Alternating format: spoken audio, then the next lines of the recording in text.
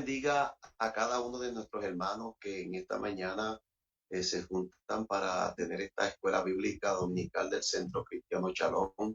Dios les bendiga a muchos. Un saludo especial para aquellos amigos y hermanos de otras congregaciones o hermanos de congregaciones del Centro Cristiano Shalom que estén con nosotros. Es un gozo, es una alegría que hoy podamos tener esta escuela bíblica, sobre todo porque el libro de los Hechos para nosotros es apasionante, tiene mucha información que podemos aprender la iglesia del día de hoy. Así que les invito a que oren conmigo para que podamos tener este devocional. El hermano David Arroyo va a estar en el devocional de esta mañana. Dios les bendiga. Gracias, Señor. Gracias que nos permites, oh Dios, juntarnos nuevamente para bendecir tu nombre y para, oh Dios, hacer culto a ti, aprender, oh Dios, algo de lo que tú tienes para nosotros, para esta mañana. Ayúdanos, ayuda a aquellos que se reúnen, ayuda a aquellos que están en su casa, Dios, y que tienen que prestar atención y es un tanto más difícil, pero tú nos vas a ayudar para que todos, Señor, podamos bendecirte y podamos adorarte en esta mañana. Gracias te damos, Señor. En el nombre de tu Hijo Jesucristo, te adoramos, Señor. Aleluya, aleluya, aleluya. Bendito sea tu nombre, Abba. Bendito sea tu nombre. Gracias, Señor. Amén, amén y amén. Nuestro hermano David Arroyo en el devocional.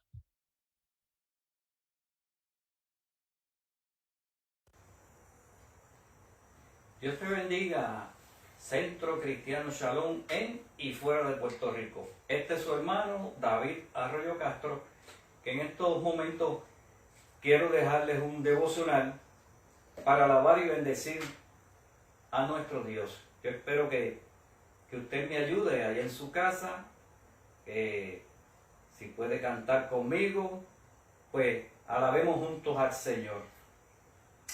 Quiero empezar cantando el himno 93 del himnario de Gloria y Triunfo. 93, la gloriosa aparición. La gloriosa aparición. Dice: día de victoria y gran resplandor, cuando Cristo volverá. Qué glorioso encuentro con mi Salvador, en las nubes se verá, en las nubes Él vendrá, en aquel día final.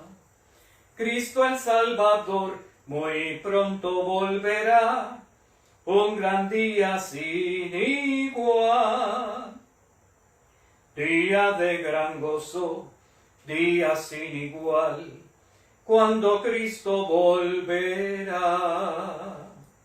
De esta tierra iremos a la celestial, Cristo allí nos honrará. En las nubes Él vendrá, en aquel día final. Cristo el Salvador muy pronto volverá, un gran día sin igual. Oye la trompeta que anunciando está la venida del Señor. Ya no más dolores ni afán allá, con Jesús triunfó el amor. En las nubes Él vendrá, en aquel día final. Cristo el Salvador muy pronto volverá, un gran día sin igual. En las nubes Él vendrá, en aquel día final. Cristo el Salvador muy pronto volverá, un gran día sin igual. Gloria a Dios. un día sonará la trompeta y aquellos que están viviendo una vida agradable delante de Dios y aquellos que han creído en Él y le han confesado, nos iremos. Amén. Quiero dar lectura a una porción de la palabra y la misma está en el Salmo 133. Salmo 133 dice a la gloria de Dios: mirad cuán bueno y cuán delicioso es habitar los hermanos juntos en armonía. Es como el buen óleo sobre la cabeza, el cual desciende sobre la barba de Aarón, y baja hasta el borde de sus vestiduras, como el rocío de Hermón, que desciende sobre los montes de Sión, porque allí envía Jehová bendición y vida eterna. Y doy oración, no por la palabra, sino para que esta palabra se quede grabada en cada corazón. Te adoramos, oh Dios. Gracias, Padre, en el nombre de Jesús venimos ante tu presencia. Gracias por esta palabra que tú nos has dejado, esperando que la misma, Señor, sea grabada en nuestro corazón y la pongamos por obra. Úsala para todo aquel que escuche, Señor, llegue en beneficio a recibirte a ti, oh Dios, en el nombre de Jesús. Amén y amén. Y vamos a utilizar esos versos, el 1 y parte del 3, y vamos a cantar un coro para el Señor, que dice así: mirad cuán bueno y cuán delicioso es. Mirad cuán bueno y cuán delicioso es habitar los hermanos juntos en armonía, porque allí envía Jehová bendición y vida eterna, porque allí envía Jehová bendición. Mirad cuán bueno y cuán delicioso es. Mirad cuán bueno y cuán delicioso es habitar los hermanos juntos en armonía, porque allí envía Jehová bendición y vida eterna, porque allí envía Jehová bendición,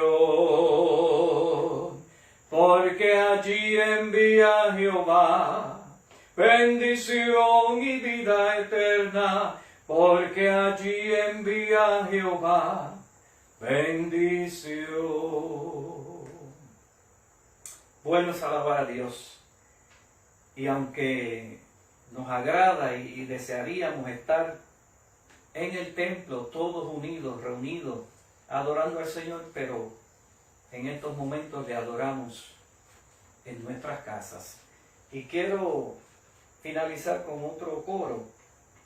En una de las ventanas de mi cuarto, pues, hay una planta y hay una pareja de palomas hicieron un nido, tuvieron 2 polluelos, y yo observaba y veía cómo los padres, casi cuando empezaban los primeros rayos del sol, ellos ya llegaban para alimentar esos polluelos. Yo los vi cómo fueron emplumando, fueron creciendo hasta que partieron ya. Y el coro que quiero dejarles a ustedes pues tiene que ver con eso, porque si dice la palabra que si Dios cuida de las aves, ¿cómo no va a cuidar de su pueblo? Dice así, para la gloria y la honra del Señor. Jehová es mi pastor, nada me faltará. Jehová es mi pastor, nada me faltará. Si Él cuida de las aves, la Biblia dice así: Jehová es mi pastor, nada me faltará. Nunca, nunca, nunca me ha dejado, nunca, nunca me ha desamparado. En la noche oscura, en el día de prueba, Jesucristo nunca me desamparará. Jehová es mi pastor, nada me faltará. Jehová es mi pastor, nada me faltará. Si Él cuida de las aves, la Biblia dice así: Jehová es mi pastor, nada me faltará. Nunca, nunca, nunca me ha dejado, nunca, nunca me ha desamparado. En la noche oscura, en el día de prueba, Jesucristo nunca me desamparará. Dios nunca nos desampara. Cuando a veces nosotros nos sintamos que estamos solos, es cuando Él está más cerca de nosotros. Así que hasta aquí este devocional, esperando que te hayas gozado y que Dios te bendiga. Shalom. Aleluya. Bendito sea el nombre de nuestro Señor Jesucristo, al cual nosotros adoramos y glorificamos en esta mañana. Les pido, hermano, que usted vaya buscando la Biblia, váyase al libro de los Hechos, al capítulo 7. Esta lección vamos a trabajar el día de hoy los primeros 8 versos. No los voy a leer porque los vamos a ir leyendo dentro de la lección. Así que estos minutitos que tomo solamente para que usted se ubique, para que usted tenga su Biblia y sigamos la lección desde la Biblia. Tenga un bolígrafo para lo cual usted pueda hacer anotaciones. Y si tiene alguna pregunta, recuerde que al terminar la clase, vamos a ver si logramos concentrarnos en la clase. Pero cuando termine la clase, usted esas preguntitas me las puede enviar por WhatsApp. Yo las considero para que entonces el próximo domingo podamos contestar las preguntas que usted tenga. Así que Dios le bendiga. Vamos a la clase.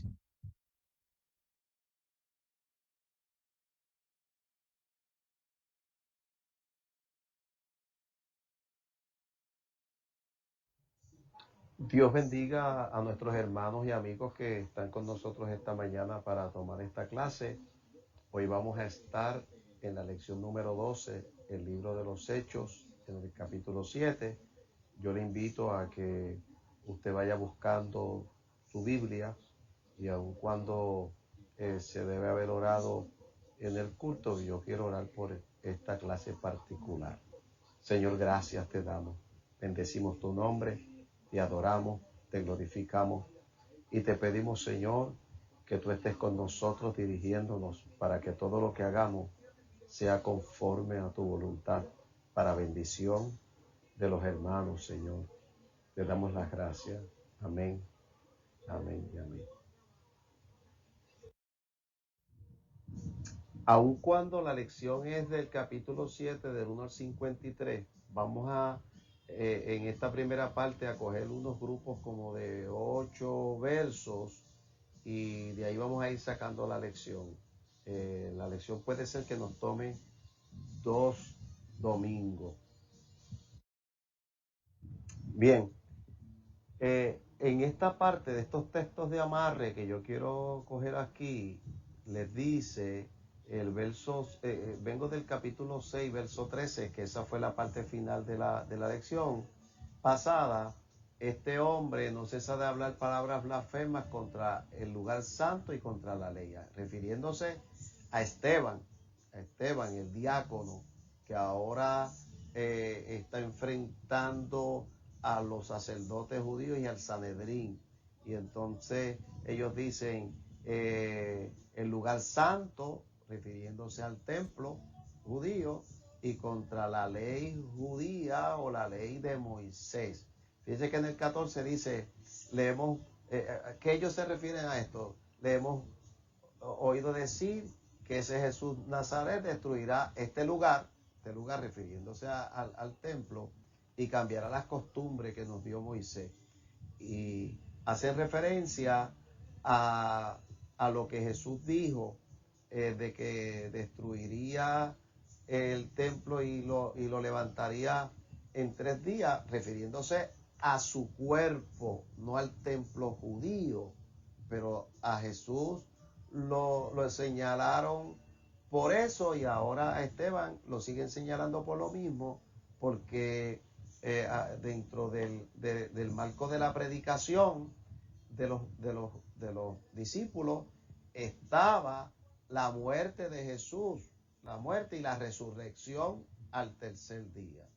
Entonces, en el capítulo 7, verso 1, no lo voy a tocar aquí, lo voy a tocar cuando entremos en la lección. Vamos a entrar por ahí, vamos a leer esos primeros 8 versos, y dentro de esos primeros 8 versos va a estar ese verso 1. Por lo tanto, lo dejo tranquilito ahí. Déjeme en un momento hablar del objetivo. Este es el objetivo general. Realmente pues vamos a tener varios objetivos, pero el objetivo es que Esteban nos va a enseñar que conocía la historia, y cuando tuvo que aplicarla para poder hacer defensa, no tan solamente de él, sino defensa de lo que es la iglesia, la utilizó. ¿Qué es lo que dice Primera de Pedro, capítulo 3 y verso 15? Que debemos estar preparados para presentar defensa. Vamos a ver el trasfondo. En el trasfondo voy a leer y no voy a explicar mucho del trasfondo, pero escúchelo detenidamente para que más o menos sepa de qué vamos a estar hablando. Dice, el mensaje de Esteban era un resumen de la historia de Israel, con énfasis en la desobediencia a Dios y el plan de Dios para crear un pueblo para su propósito. O sea, Dios va a ir creando un pueblo para traer a Jesús al mundo, pero con una gente dura y una gente difícil y una gente desobediente. Eso es lo que Esteban le está diciendo a los sacerdotes. Esteban enfatizó algunas cosas de la historia judía que sus acusadores no habían considerado. Dios nunca estaba confinado al templo. De hecho, en algún momento yo le voy a hablar algo del templo judío del tiempo de Jesús versus el libro de Ezequiel, cuando determina o dice que la presencia de Dios se levantó del templo. O sea, que entonces no pueden ver una estructura como que la razón de ser de esa estructura es específicamente el que Dios vive allí, como si Dios viviera en un templo. En la segunda parte de este estudio, cuando hablemos de Moisés, vamos a hablar del tabernáculo y que fue lo que Dios le enseñó a Moisés desde el cielo, y que el pueblo judío y sus dirigentes tenían costumbre de rechazar a los líderes que Dios ponía. Mataron a los profetas, rechazaron a los patriarcas. Fíjense que en esta segunda parte dice, a través del mensaje le muestra que Dios llamó a Abraham en Mesopotamia, de lo que vamos a hablar hoy. Dios llamó a Abraham. No, Abraham no llegó allí por sus propios pies solo. Dios llevó a Jacob a Egipto, y Dios estuvo con José en Egipto para hacerlo segundo de Faraón. En otras palabras, que la presencia de Dios no estaba restringida a que era llegar a Canaán y quedarse allí en una tierra prometida y de allí no salir, sino que Dios tiene un plan y lo va desarrollando, se lo revela. Abraham es el personaje bíblico junto con Moisés y creo que algunos otros, al cual más Dios le consultó o le reveló su plan. Dios no normalmente, todos los días nos está revelando su plan. En la introducción, digo, Esteban, como se nota en los hechos, era el primero de los discípulos que comprendió el cristianismo en su relación con el mundo. Fue el que vio primero el carácter incidental y temporal de la ley mosaica referente al templo y todos los reglamentos de adoración. Lo que está diciendo es La ley tenía un propósito. El templo realmente no fue lo que Dios le pidió al pueblo para mostrar su presencia. El templo quien lo sugiere, quien lo trae, es David. Y cuando David sugiere el templo, Dios le dice, a mí no me hace falta lugar porque yo no habito en lugares hechos por las manos de los hombres. Pero como lo hizo David, Dios se lo permitió. Dios se lo permitió porque David en un momento dado se dio cuenta que ya todo estaba estable en Israel, en Canaán, y que él era el rey y tenía una casa y tenía un castillo, y Dios no tenía dónde poner, no había dónde poner el arca de Dios. Fue el primero en reconocer que el judío y el gentil están unidos como hermanos en Cristo. O sea, que este Esteban, que era un diácono, recuerde que yo sigo hablando de lo mismo, él hacía una función de diácono, pero comenzó a hacer movimientos tremendos que tienen que ver con la llenura del Espíritu Santo. Y empezó a predicar y empezó a hacer unas cosas. Y él no muere, a él no muere por esas acusaciones, porque los judíos estaban acostumbrados a hacerle acusaciones y darle 2 o 3 fuetazos a los apóstoles. Lo hicieron con Pedro, lo hicieron con Juan, y luego decirle, no predique más en ese nombre. Pero usted va a aprender en lo que vamos a enseñarle en esta lección, que él trae unos argumentos que tienen que ver con el pueblo judío para decirle la razón de ustedes existir es Jesucristo, es el llenar la tierra con el mensaje de las buenas nuevas. Y eso lo voy a hablar desde nuestro padre Abraham hasta los días de hoy, para que se den cuenta que Dios tenía un plan y desarrolló su plan. La segunda parte de la introducción dice, la muerte de Esteban está basada en la frustración de unos judíos que no pudieron entender el planteamiento histórico de lo que le trajo a Esteban. Crear una genealogía. O sea, Dios necesitaba un pueblo porque necesitaba traer a Jesús y quería traerlo de una mujer, por lo tanto necesitaba tener esa mujer, y esa mujer necesitaba una familia, necesitaba un pueblo, y Dios decidió que no lo iba a hacer de ningún pueblo que existiera en aquel tiempo. Él iba a crear su propio pueblo. Bendecir todas las familias de la tierra, que lo vamos a ver en Abraham un poquito luego, porque ese es el propósito.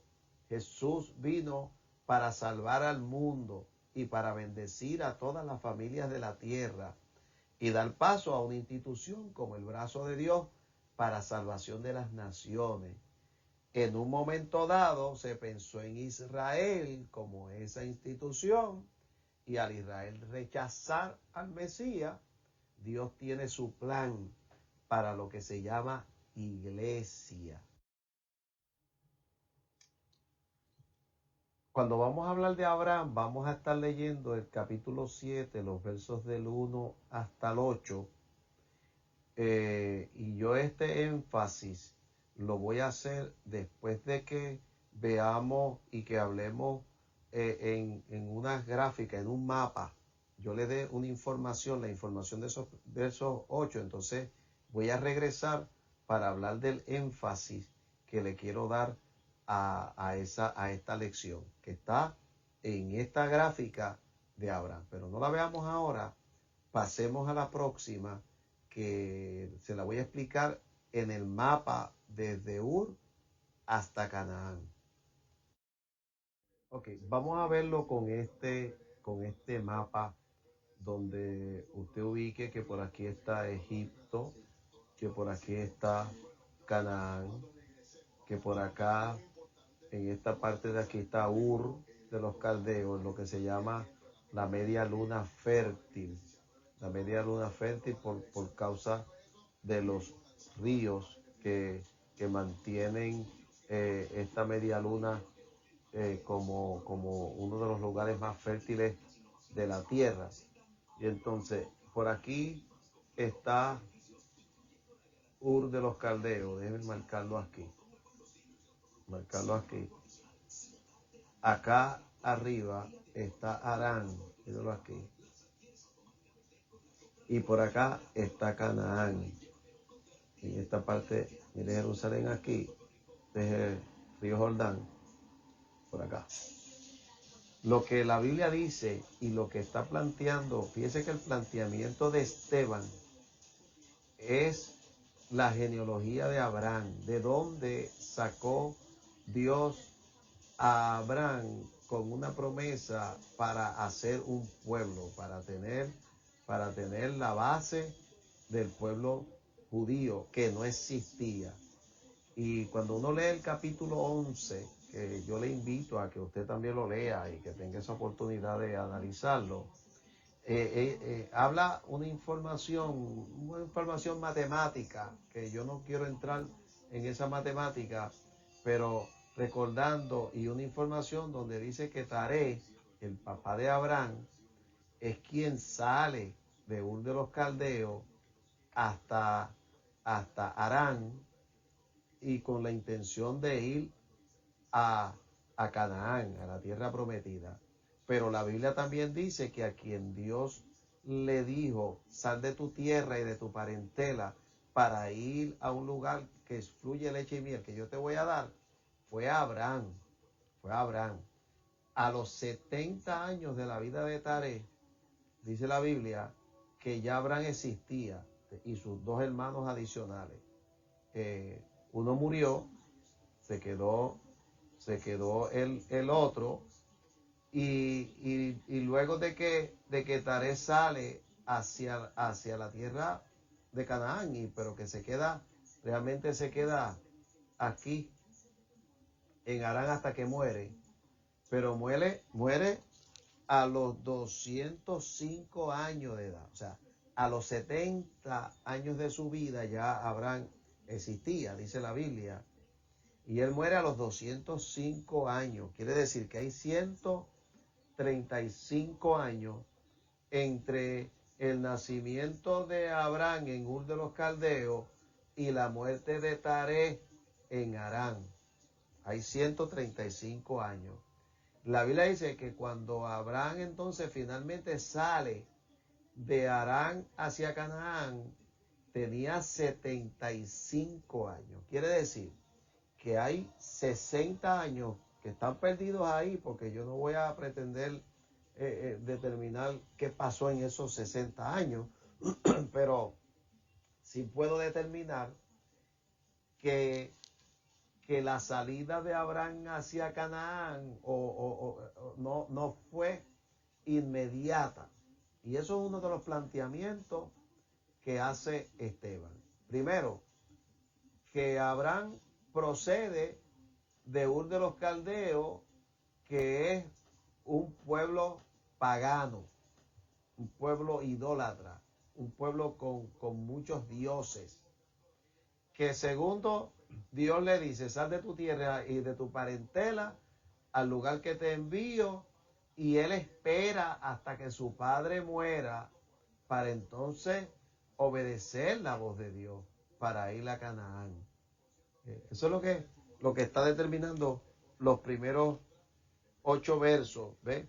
De lo que leímos. Voy a volver a leer, voy al 7:2, y le dice, al Dios de la gloria apareció nuestro padre Abraham estando en Mesopotamia. No se le apareció estando en Harán, estando en Mesopotamia, antes de que morase en Harán. Antes de que morase en Harán. O sea, quiere decir que el Dios se le apareció acá en Ur de los Caldeos, en Mesopotamia. Esta es la Mesopotamia. Se le apareció aquí. Y lo que está diciendo es, antes de que morase en Harán. Y le dijo, sal de tu tierra y de tu parentela y ven a la tierra que yo te mostraré. Entonces salió de la tierra de los caldeos, que es esta, de acá abajo, vuelvo a marcar, aquí, y habitó en Harán, acá. Quiere decir que en la suma que le di, hay 60 años perdidos por ahí. Y de allí, muerto su padre, Dios le trasladó a esta tierra en la cual vosotros habitáis ahora. Lo que está diciendo es, esta tierra de Canaán en la que ustedes habitan y la que nosotros habitamos aquí en el pueblo de Israel, ya siendo un pueblo de muchos años, dice, de esa tierra la base es de un hombre que viene de Ur. O sea que no fue que ustedes salieron de la nada, ustedes salieron de donde Dios quiso sacarlo. Fue Dios el que puso su mano para hacer este pueblo. Y dice, y cuando estaban aquí, que Dios le dice, sal de tu tierra y de tu parentela para llevarte a la tierra que yo te mostraré, dice, cuando llegaron aquí, el verso 7, no le dio herencia en ella. Adiós. Pero entonces, ¿para qué? Si Dios quería bendecir a Abraham porque era su amigo y por algunas razones tales o cuales, ¿por qué no le dio herencia aquí en Canaán? No le dio herencia porque Dios tiene un plan y en su plan, en el desarrollo de su plan, está Abraham, pero también está su descendencia. Dice, no le dio herencia en ella ni aún para sentar un pie, pero le prometió que que se la daría en posesión y a su descendencia después de él, cuando él aún no tenía hijos. Y cuando usted lee el capítulo 11 del libro de Génesis y esos capítulos que tienen que ver con Abraham, se va a dar cuenta que dice que cuando él se casó con Saraí, Saraí era estéril. Ahora Dios le está diciendo, te lo voy a dar a tu descendencia cuando tiene una mujer que es estéril. Dice, y le dijo Dios así, que su descendencia sería extranjera en tierra ajena. O sea, que aquí Dios le revela a Abraham el plan de que su descendencia aquí en Canaán sería extranjera en tierra ajena. Todavía no ha dicho dónde. Usted y yo, pues podemos adelantarlo porque conocemos la historia, pero no le ha dicho a dónde. En tierra ajena. Y que los reduciría a servidumbre.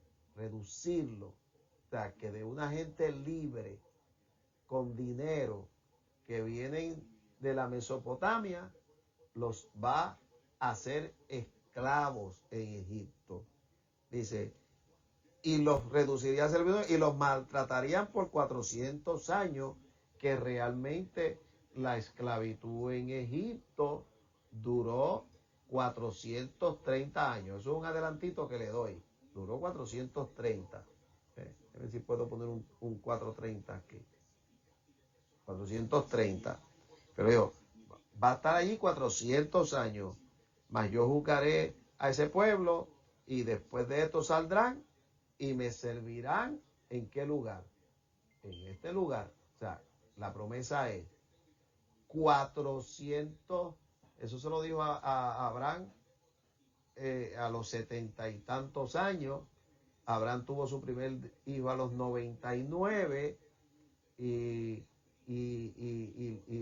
no llegaron rápidamente a Egipto, porque luego pues vamos a hablar de Jacob y de sus hijos y de todo lo que pasó.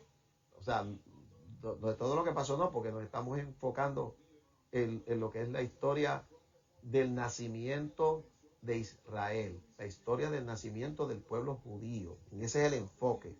Pero lo que está diciendo es 500 años después de Abraham, 500 años después de Abraham, porque todavía irán a Egipto y estarán 400 años en Egipto. Eso va resumiendo esos primeros 8 versos, 8 versos de ese capítulo que habla de Abraham. Aquí tenemos el resumen, el énfasis. El Dios de la gloria apareció a nuestro padre Abraham en Mesopotamia antes de que entrara en la tierra prometida. Y en Génesis 15:7 le dice la descendencia de Abraham, era pagana, era de Ur de los Caldeos.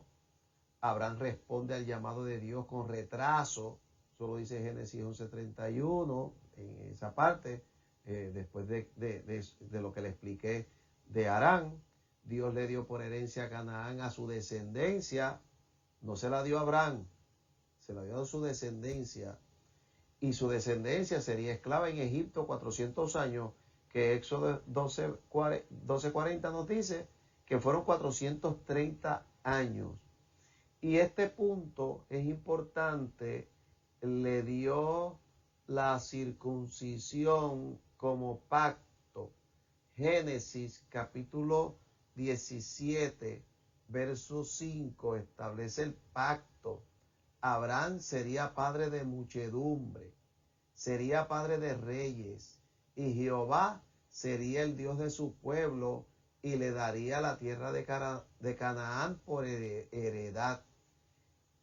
Y es en un descendiente de Abraham, sería bendita todas las familias de la tierra. Eso lo dice Hechos 3:25. O sea, el enfoque de Dios es: en ti serán benditas todas las familias de la tierra. Vamos a leerlo como lo dice ahí.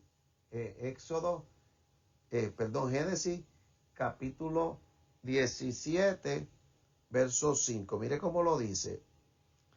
Y no se llamará más tu nombre Abraham, sino que será llamado tu nombre Abraham, porque te he puesto por padre de muchedumbre de gente, y las multiplicaré en gran manera, y haré naciones de ti, y reyes saldrán de ti.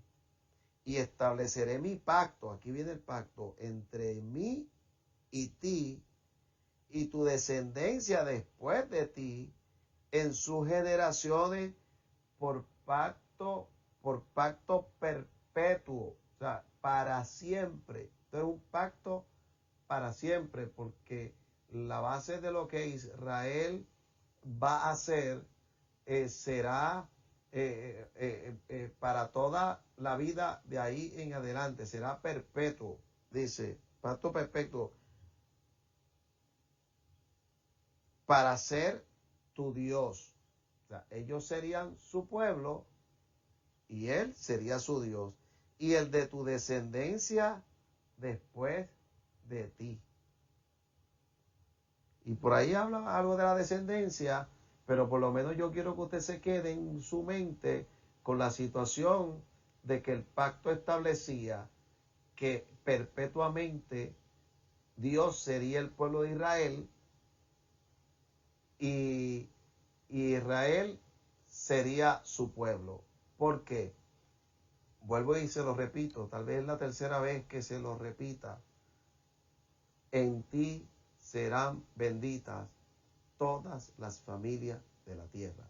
O sea, Israel era el medio que Dios está creando en Génesis para traer a Jesucristo al mundo, para bendecir a todas las familias de la tierra. Ese es el propósito. Les voy a dejar esta gráfica como alguna información, porque voy a hablar de Abraham, Isaac y Jacob como los padres, pero solo se la dejo como una información que usted puede leer y estudiar un poquito más de ella. No voy a entrar todavía en ese concepto de los patriarcas.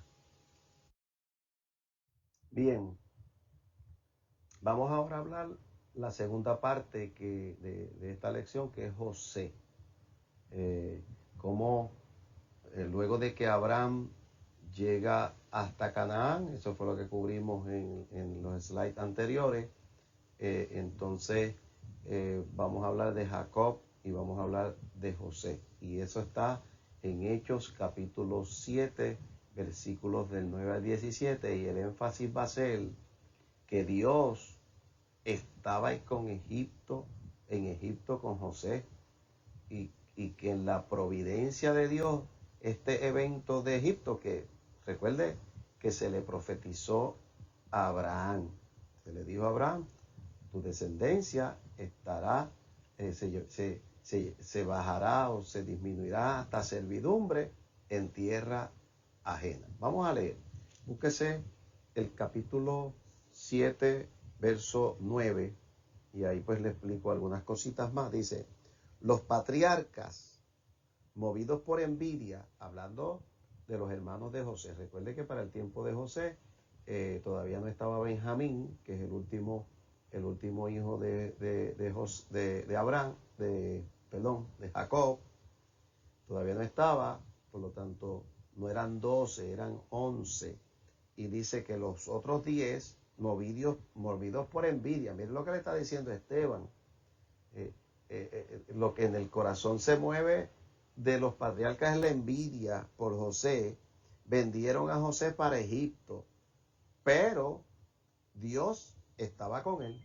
O sea, había un elemento de Dios, que es lo que le está tratando de probarlo, de que en lo que se está haciendo, lo que está haciendo Dios para crear este pueblo, para traer a Jesús, Dios estaba con él allí en Egipto.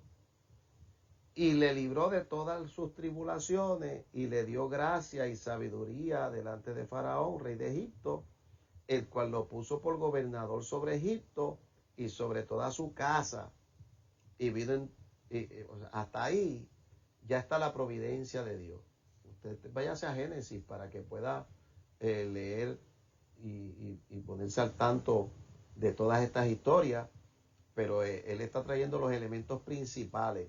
Dios lleva a José en Egipto a ser, en lugar de un esclavo, el segundo de Faraón, la segunda figura en Egipto, porque Dios tiene un propósito. Dice, vino entonces hambre en toda la tierra de Egipto y de Canaán, pero ya Egipto se había preparado con el sueño de Faraón, de las vacas gordas y de las vacas flacas, y José le había asesorado de cómo iban a pasar esos 7 años de hambre y grande tribulación, y nuestros padres no hallaban alimento. Cuando oyó Jacob que había trigo en Egipto, envió a nuestros padres la primera vez, y la segunda vez José se dio a conocer a sus hermanos y fueron manifestados a Faraón el linaje de José. Entonces ya Faraón se entera de que José realmente pues es un hebreo. Y enviando José hizo venir a su padre Jacob y a toda su parentela en número de 75. Amarre ese 75 y ya mismo le explico algo de los 75. Así descendió Jacob a Egipto, donde murió él y también nuestros padres, los cuales fueron trasladados a Siquén y puestos en el sepulcro a precio de dinero, que dinero compró Abraham de los hijos de Amor en Siquén. Y me falta el 17, pero cuando se acercaba el tiempo de la promesa que Dios había jurado a Abraham, el pueblo creció y se multiplicó en Egipto.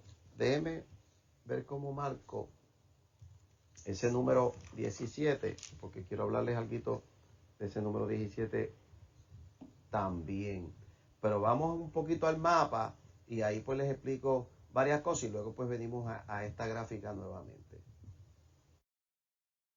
Ok, aquí estamos en el mapa y vamos entonces a trabajar con Canaán. Fíjense que Canaán está, es como se le conoce a la tierra que fluye leche y miel, la tierra donde está donde llegó Abraham y donde se desarrolló el pueblo judío, Canaán.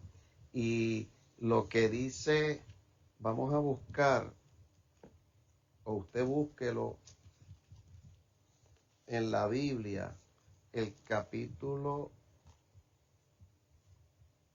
46 del libro de Génesis, capítulo 46. Le voy a leer varios versos para que usted vea la intervención de Dios con eso que estaba pasando ahí, con lo que está pasando para que haya hambre en Canaán y haya alimento en Egipto y allí esté José para recibir a su padre. Mire, 46 dice, salió Israel con todo lo que tenía y vino a Beersheba. Este Israel es Jacob, no es Israel el pueblo, porque el pueblo de Israel no existía, es Jacob. Jacob viene con todo lo que tenía y llega por aquí abajo a Beersheba, que está por aquí, porque Beersheba, que es donde vive la hermana Mayra en este tiempo, está al sur, bien pegado al Negev, a la parte cercana al desierto, para ir hacia Egipto. Dice, y ofreció sacrificio a Dios y a su padre Isaac. Y habló a Israel en visión de noche, y habló Dios a Israel en visión de noche, y dijo, Jacob, Jacob. Y él respondió, heme aquí. Y le dijo, yo soy Dios, el Dios de tu padre. No temas en descender a Egipto. Allí yo haré de ti una gran nación. Yo descenderé contigo a Egipto y yo también te haré volver. Y la mano de José cerrará tus ojos. O sea, fíjese que ya Dios le está dando una promesa ahora a Israel. Está Abraham, que es el padre que viene de Ur hasta Canaán. Ahí se brincó la historia, que es importante que usted la lea, pero se brincó la historia de Isaac, que también tiene una historia en el Génesis, y como lo que él está tratando de Esteban llevar es un mensaje, llega Jacob. Jacob viene a Beersheba y en Beersheba Dios le habla y le dice, no temas en bajar a Egipto porque en Egipto vas a morir y José te va a cerrar tus ojos. Y entonces vienen y llegan a la tierra de Gosén. Mírelo aquí. Déjeme ver si logro. Este puntito a veces se me pone tan pequeño que no lo veo. Gosén, porque todo Israel no es diseminado, toda esa familia no es puesta en todo Egipto, sino que todos van a Gosén, que fíjese que Gosén dentro de Egipto es uno de los lugares más cercanos a salir de Egipto hacia Canaán. Voy a bregar entonces ahora a dar un brinquito porque decía ya en lo que leí, luego vuelvo y lo leo, que entraron 75 personas. Esteban da unos datos que con gran probabilidad algunos son un resumen de otros datos, no pretende ser muy específico y entonces pues en lugar de decir que hubo 75 personas en Egipto, dice que entraron 75 y realmente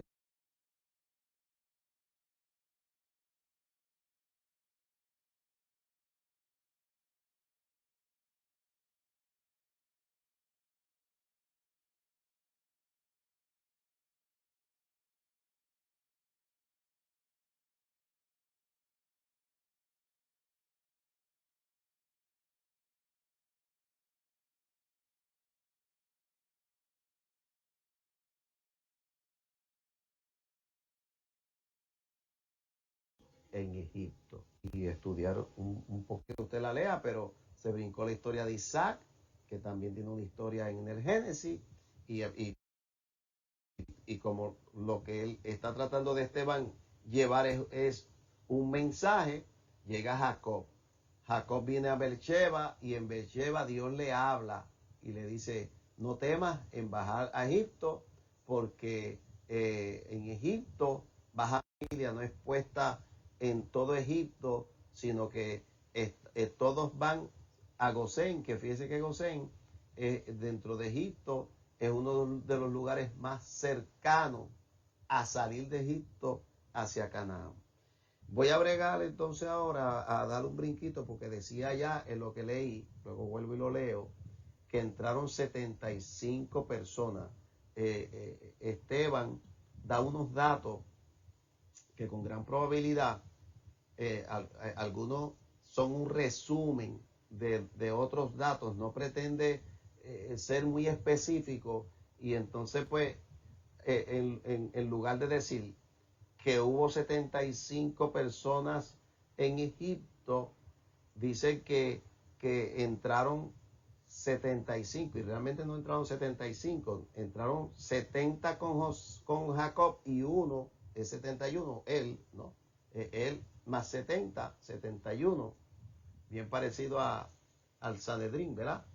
Y, y luego allí en Egipto pues se levantan pues 4 personas adicionales que componen parte de lo que es el Israel de Gosén, que es José, su esposa, a pesar de que su esposa es una egipcia, y sus 2 hijos, que son 50%, si es que nosotros cuando estamos casados con una extranjera lo hiciéramos por ciento, pues sería 50% extranjero.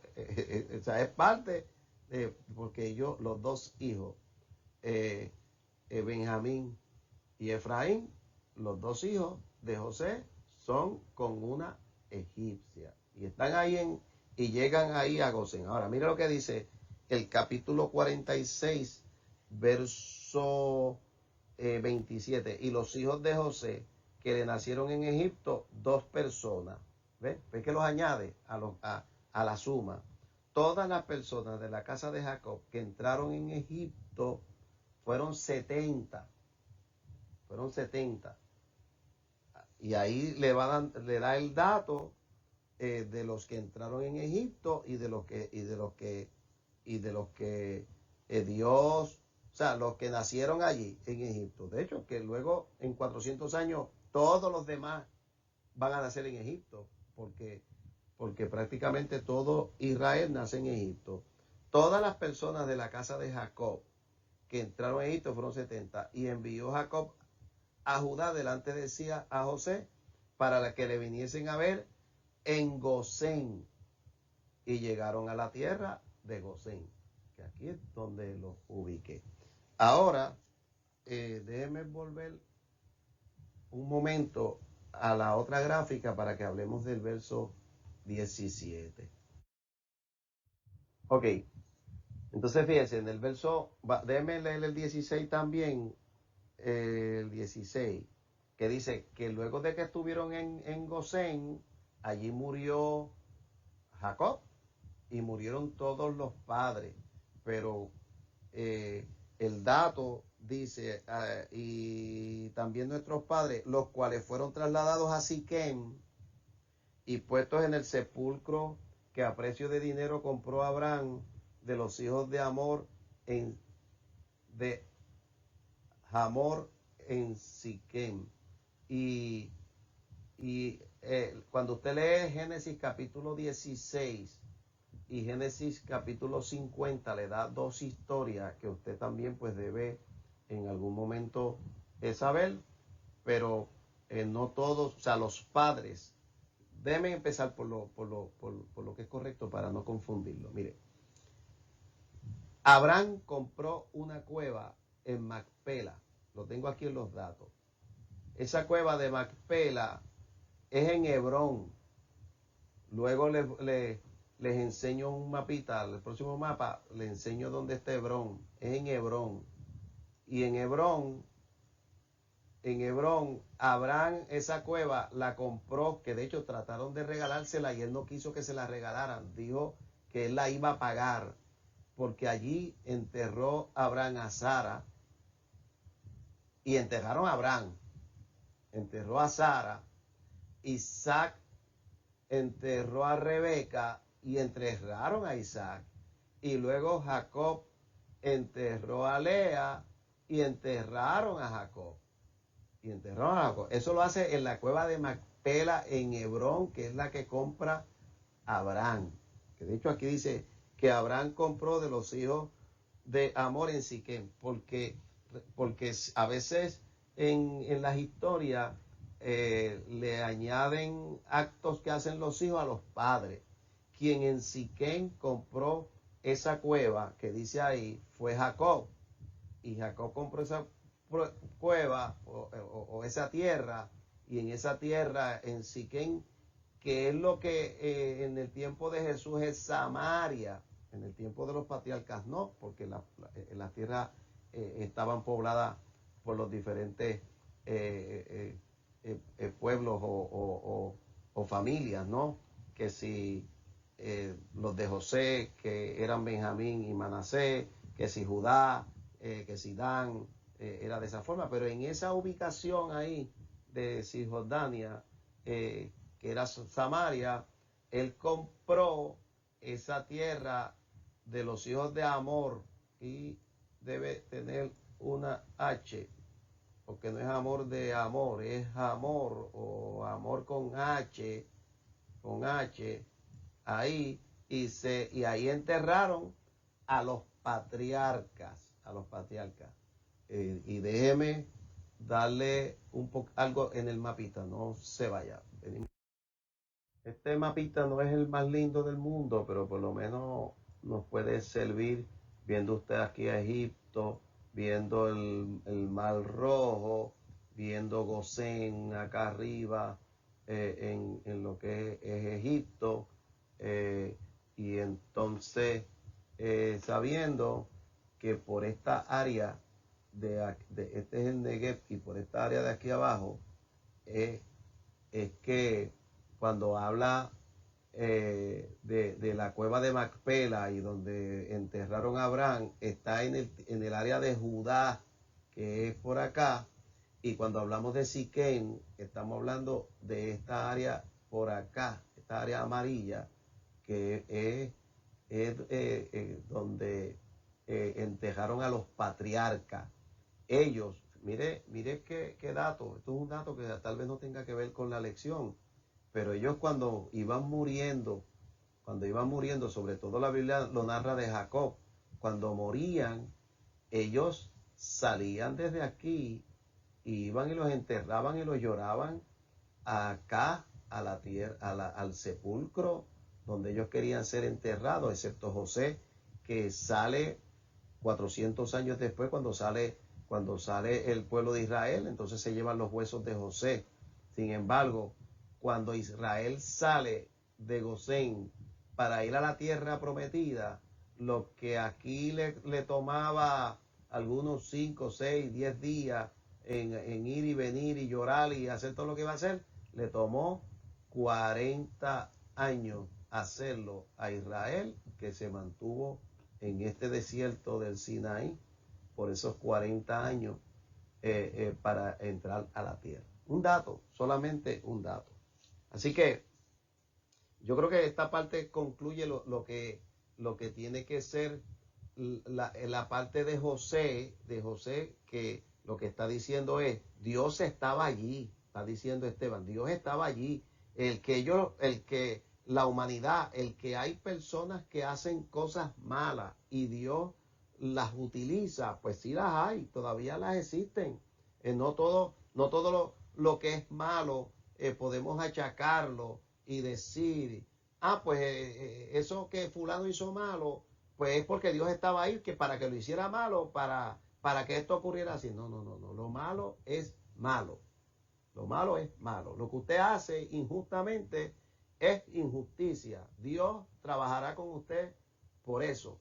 Pero cuando dentro del propósito de Dios está, utiliza la envidia de los hermanos para enviar a José a Egipto, utiliza allí a Potifar y utiliza toda la historia de los dos hombres, el panadero y el copero en la cárcel, y utiliza todo eso para su plan, para llevar a José a ser el segundo de Faraón.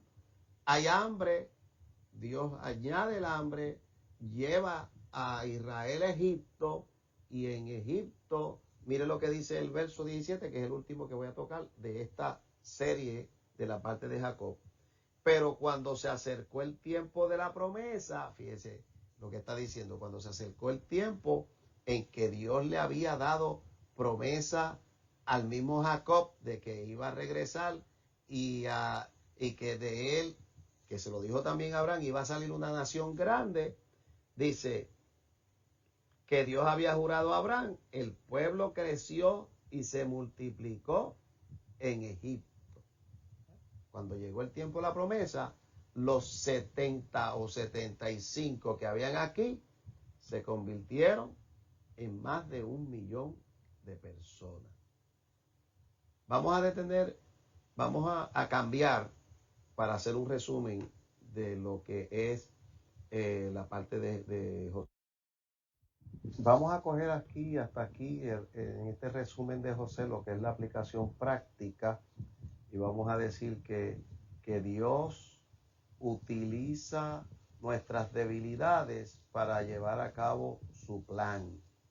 Las utiliza aún cuando le dijo a Abraham, vete de tu tierra y de tu parentela, y él se amarró y tuvo que su padre ser el que se movió a Harán con intención de llegar hasta Canaán, pero Dios honró a Abraham y le recordó hasta que lo llevó al lugar donde quería llevarlo.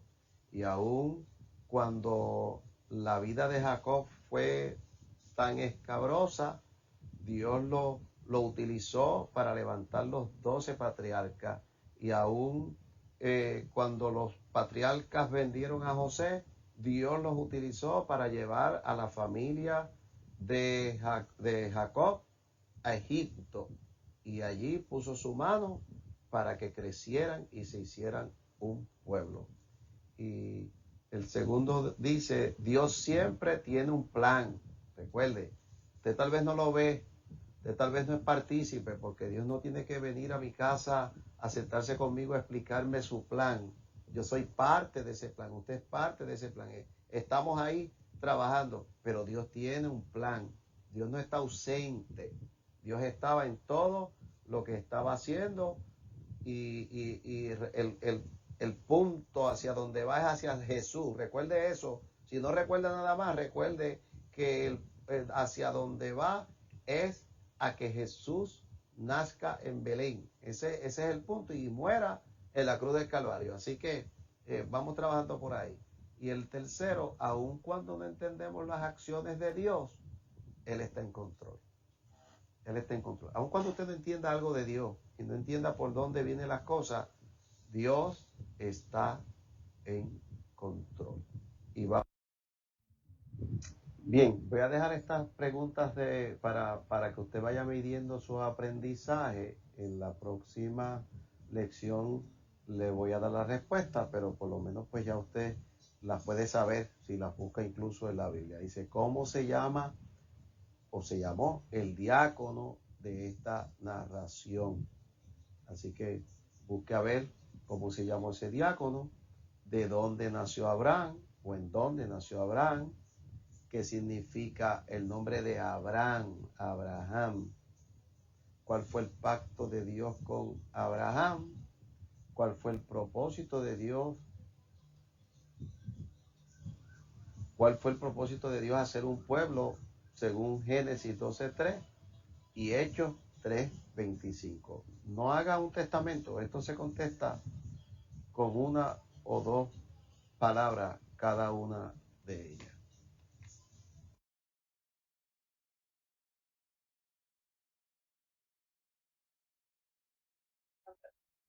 Aleluya. Terminamos en este momento, nos cogimos un poquito más del tiempo, pero es que son lecciones que no se pueden estar picando en la mitad, porque entonces se pierde el sentido de lo que estamos hablando, y pues requiere que a lo mejor cojamos unos minutitos. Así que pues discúlpenos en esa, pero es importante. Le dejé ahí 5 preguntitas que usted se las debe contestar. Yo voy a dar la respuesta el próximo domingo en la entrada. Yo voy a dar la respuesta a esas preguntas para que usted se vaya monitoreando de si todo lo que escuchó entendió unas cositas importantes. Esas son las que les pregunté. Y les recuerdo que esta tarde, el culto de esta tarde es a las 5 de la tarde, no a las 6:30. Es a las 5 de la tarde. Por lo tanto, les pido que lo anoten para que puedan estar a tiempo y que podamos tener un momento lindo de adoración y de alabanza. Gracias te damos, Señor, en esta mañana. Gracias por la lección. Gracias te damos por cada uno de nuestros hermanos y amigos que estuvieron tomándola y aquellos que luego la tomarán durante el día, oh Señor, y durante la semana. Bendíceles, Señor, y que también puedan recibir y aprender de tu palabra. Te damos las gracias en el nombre de Jesús. Amén, amén y amén. Nos vemos a la tarde, a las 7 de la tarde, a las 5, a las 5. Vamos a estar aquí para adorar a nuestro